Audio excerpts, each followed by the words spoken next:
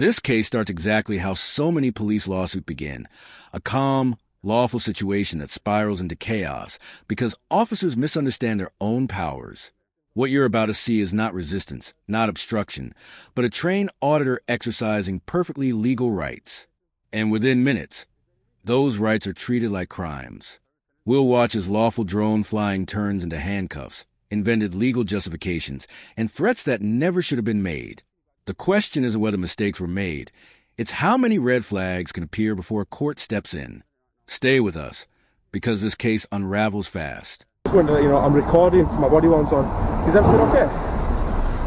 Yeah, I'm actually in control of an aircraft at the minute, so don't distract me. No, I'm not distracting you. I just you want are to speak distracting to you if everything's alright. You just got an aircraft with a camera, I presume, and you're flying over a police station. Is there any reason for that, pal? Lots of reasons for everything, isn't there? Yeah, there's a reason for absolutely everything, hence why I'm asking you.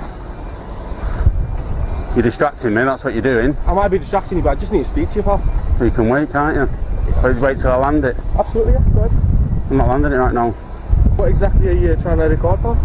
I'm just flying at the minute, mate. For the moment, the reason as to why I'm coming to speak to you, do you want me to tell you? To distract me? No, negative, that's, well, if You're distracting me now, so if I crash it into a car, it's your fault. If I'm distracting you, that's just something that's occurred.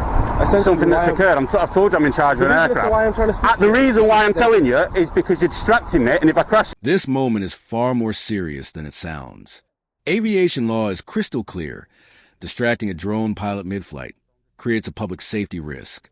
The irony here is staggering. The officer claims concern for safety while actively increasing the danger. Instead of stepping back, he presses forward, ignoring common sense and basic training. From a legal standpoint, this is where liability starts forming. If that drone had crashed, responsibility wouldn't fall on the pilot exercising lawful activity, but on the officer who knowingly interfered. Ask yourself, if police create the risk, can they later claim they were preventing one? What? So... I'm not speaking to you at the minute, I'm flying an aircraft. Do you want to land that down first, pal? No. Right, it's becoming a security issue now. I'm going to have to just put you in handcuffs first. Right, can I land it first? Do you mind landing it then, yeah? Yeah. I can put you in handcuffs down and I have to stop searching, pal. Alright. That's how it is. Do you want to land it now, or do you want to... Can I land it now? Go on then. So you're detaining me? Yes, at the moment I want to put you in handcuffs. Under what section? Section 1 of place, pal. Alright. So do you mind just... Can I land it? Yeah, absolutely. You have to move, do you? Yeah, because I have to make sure it lands safely. That's fine. So, do you want to put that down in your backpack, something like that, at least it's out of the way so you don't need to worry about it? So why are you detaining me? Section 1 stop search, pal. Section 1, so you think I'm coming equipped to steal?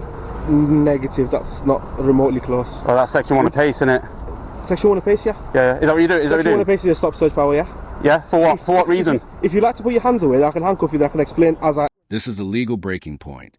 Section 1 of PACE is not a general power to stop anyone an officer feels uncomfortable with. It requires specific, articulable suspicion of stolen goods or tools for theft. Flying a drone does not qualify, and the officer openly admits that. Once that admission is made, the detention loses all lawful basis. Courts don't excuse this as a misunderstanding. They treat it as an unlawful deprivation of liberty. And that's why these cases cost police departments money. If officers don't understand the limits of their authority, the public ends up paying for it twice. Cars and playing cloned cars with fake number plates. If you want, you can like put that down. No, it's alright, that's fine, cool, pop noise. So that's one of the reasons as to why you're going to be detained. And now I can see you, I'm speaking to you, you're not giving me any reason as to why you're here at this very moment.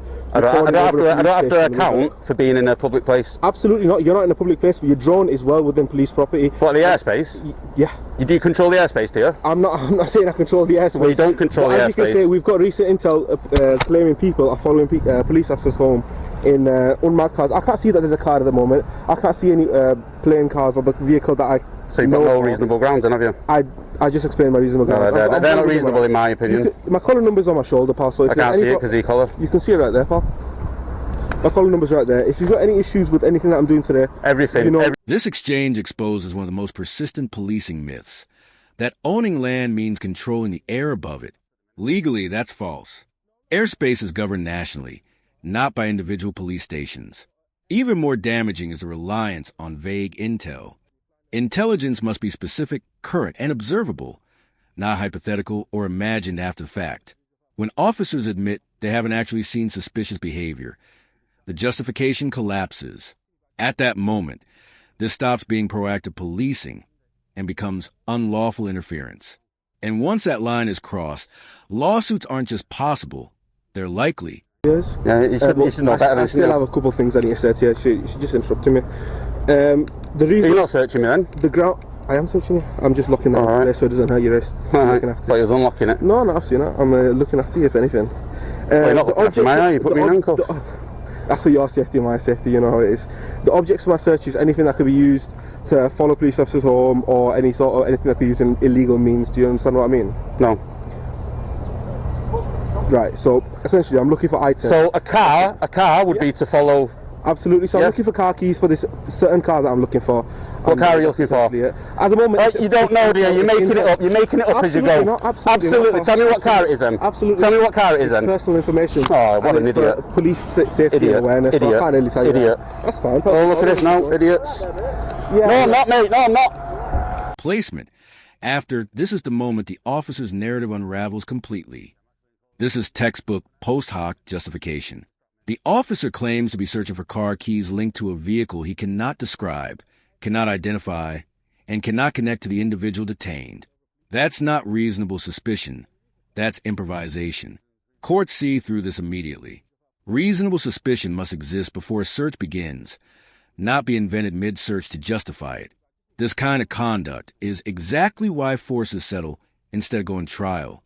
There's no legal defense for a search based on guesses, contradictions, and shifting explanations. Come over here. No, Come over here. Come over here now. I'll get your equipment. Come over here now.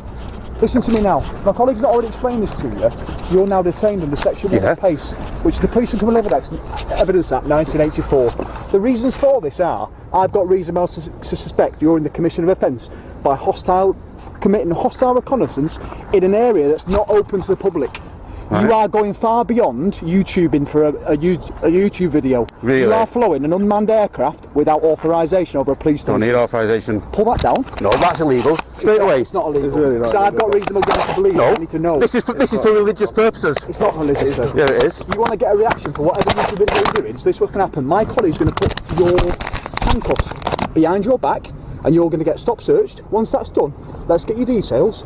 If I don't find anything in that bag on the grounds of the search and the stop search that we do, anything that prohibited items or illegal in the commission. Instead of correcting the errors already made, the second officer escalates them. Claims about needing permission from a chief constable or counsel to fly a drone have no legal basis. This isn't confusion. It's authority asserted without law. When officers rely on confidence instead of correctness, encounters spiral. Pulling down face coverings, threatening arrests, and misquoting powers only deepen civil liability. At this stage, the encounter warrant of earlier becomes inevitable. The longer it continues, the more indefensible it becomes in court. Public Go in. alarm. I'm not saying you did, but you flew your drone over the police station. Which So isn't illegal.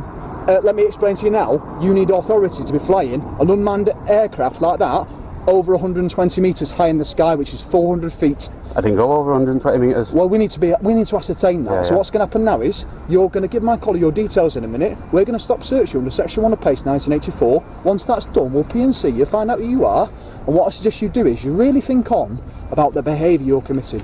I get there's people like auditors, I get there's people that are interested in police stations, but you have not got permission off the Chief Constable of Greater Manchester Police or the Council to be filming this police station intrusively in an area that's clearly not open to the public. So at the moment, you're being detained for a stop search. Once that's been done... Section 50 is routinely misunderstood and misused. It applies only when someone causes harassment, alarm, or distress to the public, not to officers who dislike being challenged. Here, the officers escalated the encounter, created a confrontation, and then attempted to criminalize the reaction. Courts are unequivocal on this point. Police cannot provoke a situation and then punish someone for it. When threats replace lawful authority, the legal outcome becomes predictable, and that's why this case never stood a chance. Let me explain to you now. You do, because let me explain something to you now. If you do not, under Section 50 of Police Reform Act, I'm going to arrest you, take you to police custody and live scan your fingerprints, get your photographs and DNA to find out who you are, because you've caused several members of staff in here. Let me finish speaking. Listen, you've caused You've gone a level beyond filming the front of the gate of police station. You've flown the drone around the police station, and my colleague saw you doing it from a top window in this building. This colleague stood here. For that reason, I can be satisfied now that you've gone beyond the level of causing harassment, alarm and distress to colleagues in here. So you give me those details. If you don't, that's fine. We'll take you to police custody and we'll find out who you are there. On one condition. It's not under condition. That's what's going to happen. I want my phone recording you saying that, that I have to. No, we've got body cam. No, because I'll never get hold of that. Yeah, you can. No, I've tried it before. I don't get it. Well, ultimately, mate, listen to me now. You've got 5 to 10 seconds to make a decision. If you don't, I'm going to take you to police custody. Following the search, we're going to carry out under Section 1 of PACE 1984. Right, search me. This case illustrates exactly how unlawful stops turn into expensive mistakes. We saw an illegal detention, a stop and search without reasonable suspicion, fabricated grounds, and repeated misuse of police powers. Every escalation compounded the damage. The outcome was inevitable. The police force settled because the law was never on their side. This wasn't about safety. It was about control. And the courts made that clear.